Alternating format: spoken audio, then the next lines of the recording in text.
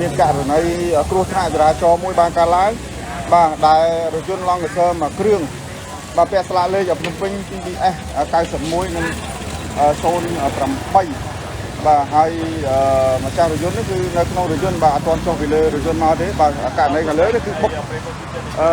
ខឿនបាទហើយព្យាយាមបើករត់ចេញពីចំណុចទីតាំងកន្លែងកើតហេតុបាទមកជុំសួនបាទឥឡូវយើងឃើញនេះសភាពនៃយ៉ាន់រថយន្តបាទឡើងខ្ទេចអស់ហើយនេះម្ដងបាទកង់ផ្នែកខាងមុខគឺខ្ទេចហ្មងបាទយើងមើលសភាពអត់មានសាច់កង់ទៀតទេបាទនៅសល់តែ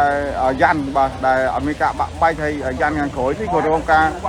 ខូចខាតផងដែរបាទហើយយើងទទួលព័ត៌មានបាទថមបាទពីចំណុចទីតាំងកន្លែងកើតហេតុបាទពីបបោប្រជាពលរដ្ឋថាបុកនោះគឺនៅខាងមុខនោះបាទហើយនៅក្នុងរថយន្តហ្នឹងគឺដំបូងឡើយគឺមានមនុស្សចំនួន2នាក់បាទបរិសម្នាក់និងនារីម្នាក់បាទបន្ទាប់ពីកើតហេតុបាទ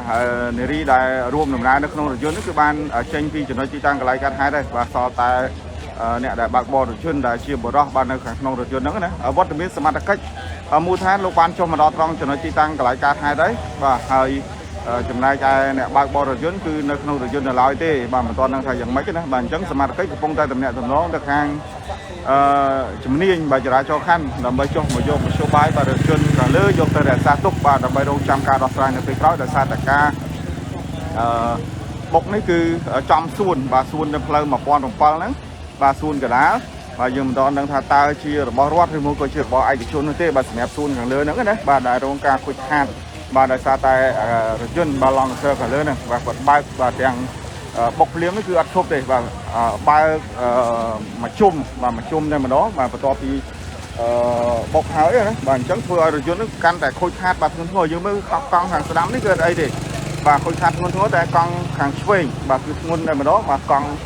ផ្នែកខាងមុខហើយនឹងកង់ផ្នែកខាងក្រោយខូចខាតតិចតួចបាទចំណែកខាងមុខហ្នឹងគឺដូចជាអស់សាច់នេះបាត់ហើយបាទសាច់បន្ស៊ូណាបាទបន្ស៊ូកង់នេះគឺឡើងមានហើយបាទអញ្ចឹងយ៉ាងណាមិញជុំវិញពាក់ព័ន្ធនឹងករណីខាងលើនេះក៏សម្ដែងផងដែរដែលมันមានបកកមានមនុស្សបាទរបួសស្នាមឬមួយក៏មានការប៉ះពាល់ទៅដល់អាយុជីវិតនោះទេបាទគ្រាន់តែរងការខូចខាតបាទរថយន្តហើយនឹងខឿនបាទសួនច្បារកដាបាទនៅលើផ្លូវ1007ហ្នឹង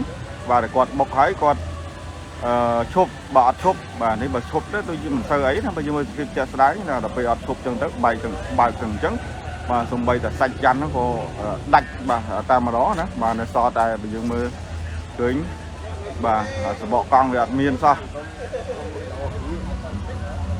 បាទអញ្ចឹងសូមបង្កើននៃការប្រុងប្រយ័ត្នក្នុងការបើកបរចរាចរណ៍លើដងផ្លូវដូចឃើញសភាពចាក់ស្ដាយនេះ